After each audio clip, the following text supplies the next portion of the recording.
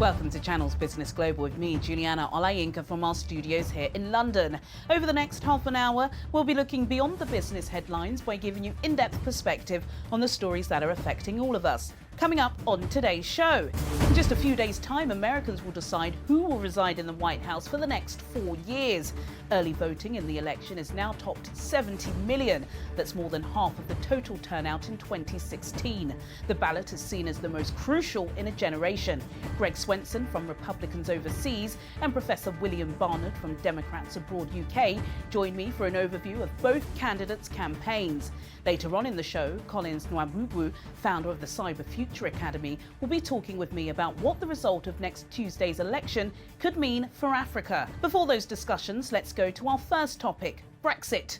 After talks were extended in London this week, intensified negotiations have now resumed in Brussels.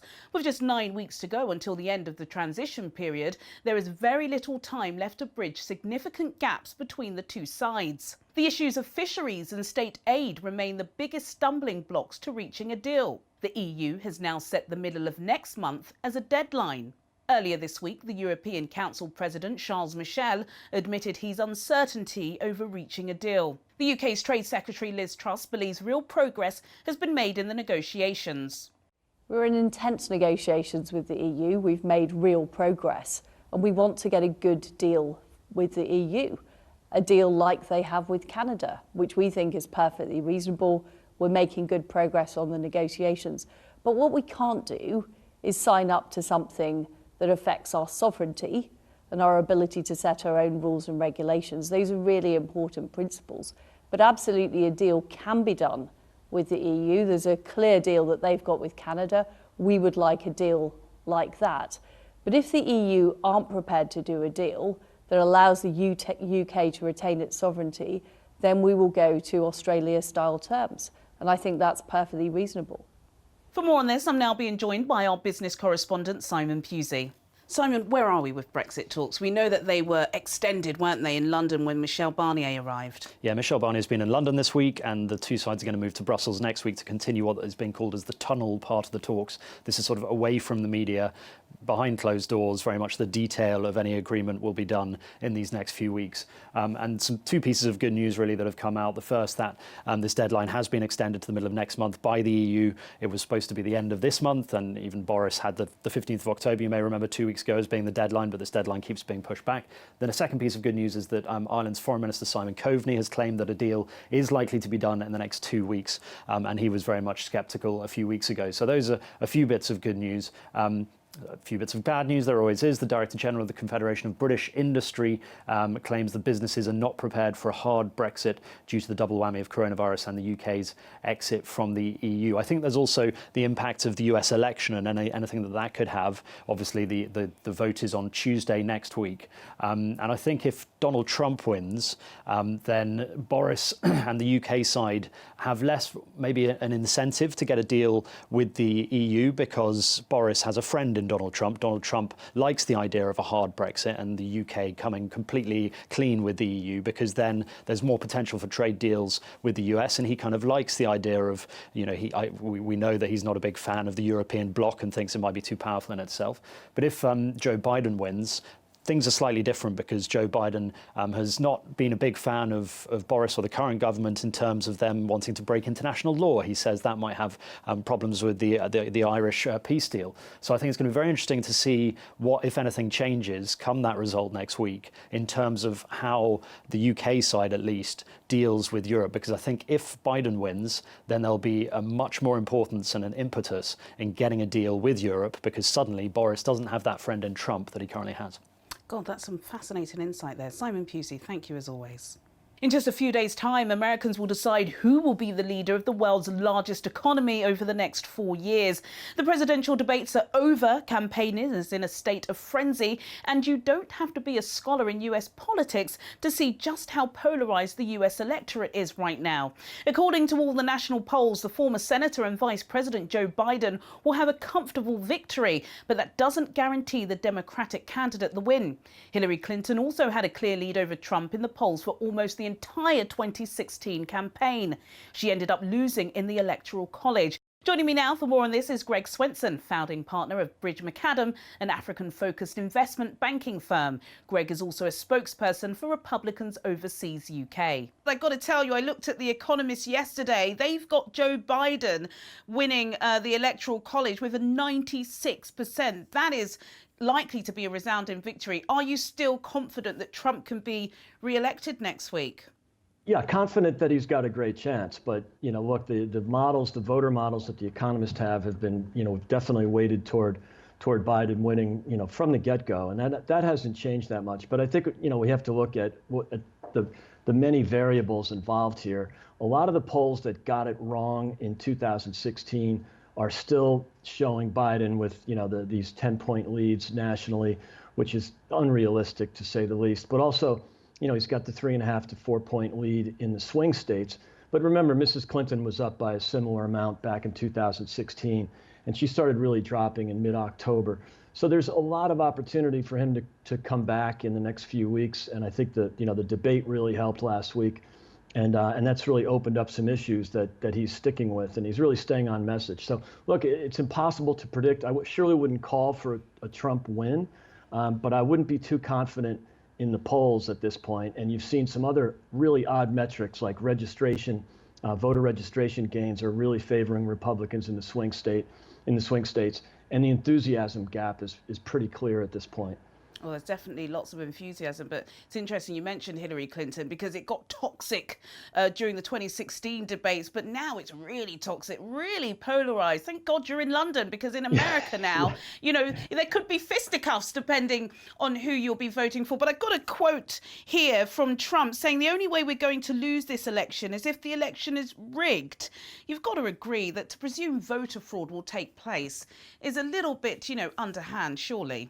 Yeah, that's very, very much like his, sort of unfiltered delivery. By the way, he's completely come off of that in the last few days, just to bring some clarity to it. And he stated yesterday, in fact, that of course he'll acknowledge the winner in the election, but he doesn't want to he just wants to make sure that it's free and fair. And with the increase in mail-in voting, especially after the 4 years of rejecting the 2016 outcome. You have to understand that he's going to be a little bit concerned with pushback from the left, especially in these swing states where there could be some voting irregularities. It's not just that he's expecting fraud. It's just that with a massive increase in mail-in, it just opens up the opportunity, which you don't get with in-person voting, first of all. And then also, it just really means the system could be overwhelmed. It might not necessarily be fraud, but just the fact that there's going to be such a massive increase in mail-in voting, it just makes it difficult to process. Absolutely. I think 70 million was the last time I saw that count. But let's talk about COVID, coronavirus, the most searched word on the internet probably ever. Over 225,000 Americans have died from COVID-19. Even Trump had it. Thank God it didn't kill him, but he has downplayed it, and he's still downplaying it. Do you think for some voters that's just the last straw, that he could have lost it just purely by downplaying something that has killed so many people across the world? Yeah, I mean, I think there has to be some perspective brought to that conversation. He's surely not ignored it, and the fact that he's downplaying it is more consistent with the idea that you can address an adversary or address a problem, and it's obviously a massive problem. But that's not inconsistent with leading the country or inspiring the country with some confidence to come out of it. And that's what he's done. And you can see it even if you just look at the red states and the blue states in the U.S. The states that have locked down and extended their lockdowns are the ones where there's the most suffering, whether it's from COVID, where the outcomes are either not correlated or they're actually worse than the rest of the country, but also in other public health issues and other public health outcomes, as well as the misery of poverty that comes along with these massive lockdowns and business destruction. So I think the president's taking a balanced approach to it, reminding the country that they have the confidence, that he has the confidence that will come out of this. And you've already seen it in the V-shaped recovery, especially in the red states. It's going to be a tight race, isn't it? Absolutely. Greg, I hope you'll join us again on the show to talk about the bloodbath aftermath. Thank you so much, Greg, for joining me on Channels Business Global. Thank you. Let's now hear from the Democrats. Professor William Barnard is a long-time Democratic activist and has attended 5 Democratic conventions. Bill is a former chair of Democrats Abroad UK and former international treasurer of Democrats Abroad. Professor William Barnard, thank you so much for joining me on Channel's Business Global. I know you've been a busy man. There are just a few days left, but I've got to say Joe Biden appears to be in the lead in most of the major national polls. Are you confident for a victory next week? You know, I've been around long enough in American politics to know that you never take anything for granted. There's always some late surprise that could crop up. I really doubt it this late in the game. And I must say that the figures do look very good for Biden. In the national polls, he's running 8, 9, 10% ahead. And in the swing state polls, most of them, he's running 5 or so points ahead. So it does look good. And also the early turnout, there's roughly 70,000 Americans, 70 million Americans who have already voted, which is more than half of the number who voted 4 years ago. There have been some political gaffes over the past couple of months for Biden. Most recently, earlier this week, we don't know if it was George Lopez or George Bush who he was referring to, but he seemed to get Donald Trump's name wrong. And then I believe last month as well, instead of saying 200,000 deaths, he said 200 million deaths. Are you afraid of that? Especially, as you said, you don't want to take any vote for granted, that some people might see Joe Biden and quite frankly say he's just too old. Well, not fundamentally, I'm afraid of that. These are two men, both in their 70s. Donald Trump also has been on videotape slurring his words, having difficulty walking down the ramp at West Point when he finished the speech there, having difficulty raising a glass of water to his lips as well.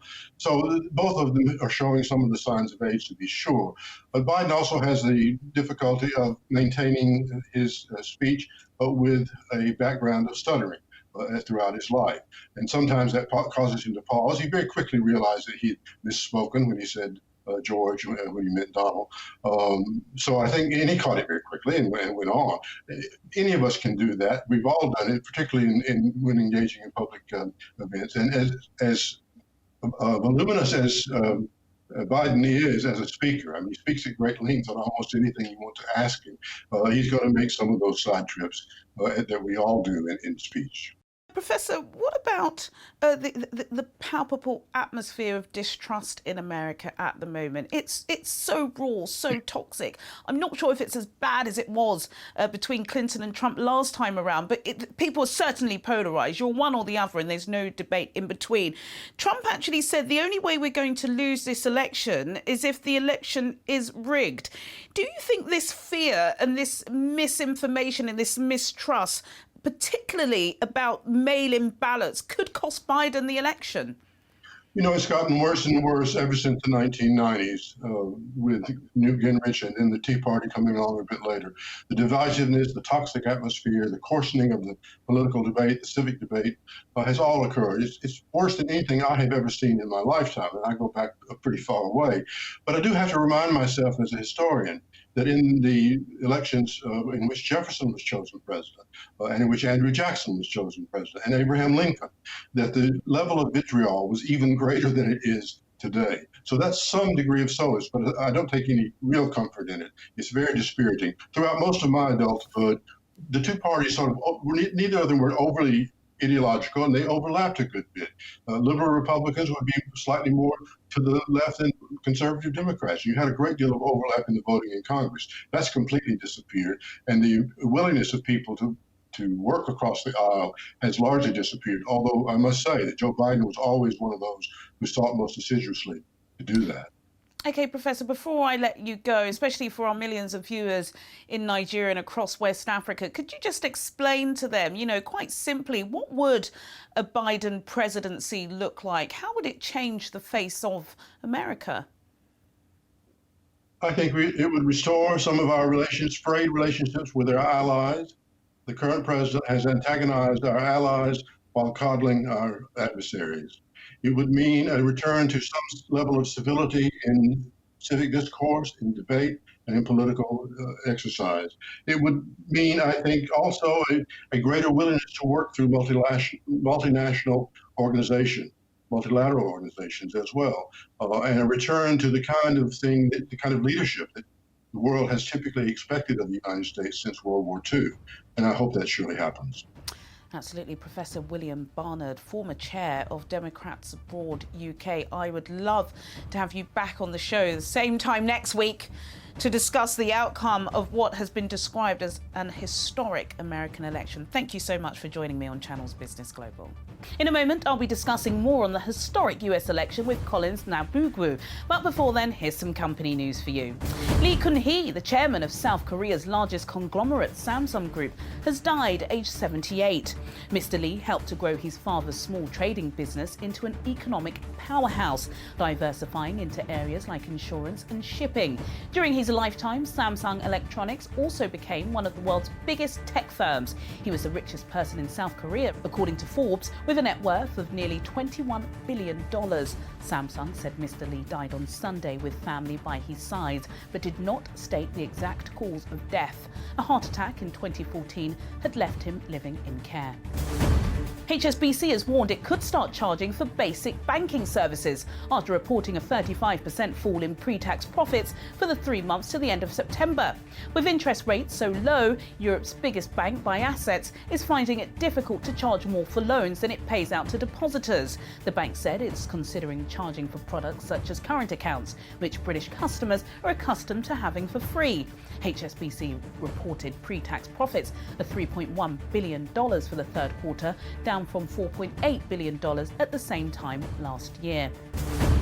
On Tuesday, energy giant BP reported a small profit for the third quarter, beating analyst expectations as the company benefited from stronger oil prices and the absence of significant exploration write-offs. Third quarter underlying replacement cost profit, used as a proxy for net profit, came in at $100 million.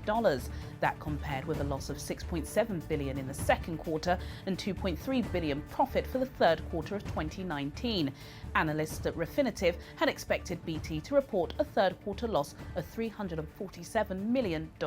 Now, let's continue with our discussion about the upcoming US election, which is just days away. How will the outcome affect Africa's 1.3 billion population? Let's ask Collins Nabugwu, founder of the Cyber Future Academy. Collins Nabugwu, thank you so much for joining me on Channel's Business Global. I've got to tell you, if you look at the African continent at the moment, the love that Donald Trump is receiving, I've got to say, particularly from the Christians, is overwhelming. President Barack Obama didn't receive the same treatment. Why do you think that is? Well, the Christian community in Africa loves Donald Trump from day one, because Donald Trump came in to be the protector of Christendom. Remember, Donald Trump came in when there was a lot of tension, especially in the Middle East and, of course, North Africa.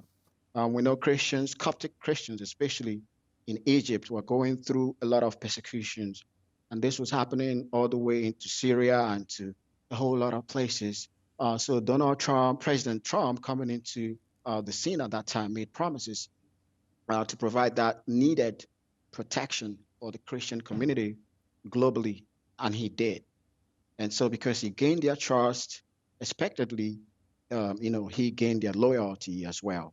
And I think that's what's happening now, because Christians have been an endangered species for quite a period, especially during the transition between the former presidency of former President Barack Obama and transitioning into Donald Trump's presidency. So I see that also the issue of the gay rights and that community especially didn't augur very well with the Christian community on the African continent, because the African culture and that of African Christian culture also didn't seem to encourage that at the moment. And so I think that Donald Trump gave them, the Christian community, especially the leadership, that leverage to have a bargaining power in the international polity. Well, of course, and thank you for that analysis there, Collins, and that's obviously what we're seeing playing out. But you would know better than me, because I know you're immersed into this diplomatic scene. But it does appear as if US-Africa relations are not that strong. Do you think this is because of we're seeing, relations improving with Russia, we're seeing relationships improving with China, with Turkey? Before, America was that dream partner. Do you think now Africa's turned its back on America? Well, this is a very classic dynamic and paradigm actually that exists in relations in Africa-USA relation. And of course, you have to look at globalization while considering those relationships. China is the newcomer on the block, and China is doing pretty well in terms of trade relations, which doesn't go very deep diplomatically, but trade-wise, that is China is doing great. And you look at the volume of trade that China is having with Africa in the past close to a decade. It has really increased. And also another undoing of the strong American diplomatic presence and relationship in Africa is the Chinese model. The China model comes with more of trade than humanitarian, and humanitarian aid that America is more focused on, which is more of their business model on the African continent with the relationship, is winning. It's almost an old school. In fact, I was watching the former U.S. Secretary of State, even comparing the two models, the China model and the American model. The Chinese model is looking more sustainable, where you see the new the BRICS, where Brazil, Russia, India, and China coming together to have more investment inwards into Africa, and you can see the railways and all of that. And of course, when you visit the Brick and Road of the BRICS, it's a very interesting model where China comes to take over a lot of businesses and trade relationships between Africa and America. China coming to take over railways and roads. These were actually projects that were already existent, but they had gone moribund. In the 1960s, if you go to Ethiopia, China picked up the railway, one of the biggest railways in Ethiopia, which was a contract project from 1971, but then it was abandoned. China goes to Nigeria to pick up a project for road, for the railways, and these are contracts that have been there but had gone moribund. So what the Chinese government does is they revamp and redesign these projects, and then they fund it. Over the past couple of weeks, we have seen the uprising of youth and what it can do in Africa, particularly in Nigeria, and that #EndSARS movement. The youth don't want to wait until tomorrow. They want change now. I know you've got a lot of youth development projects ongoing on the continent at the moment. Who's better for the youth, a Trump win or a Biden win?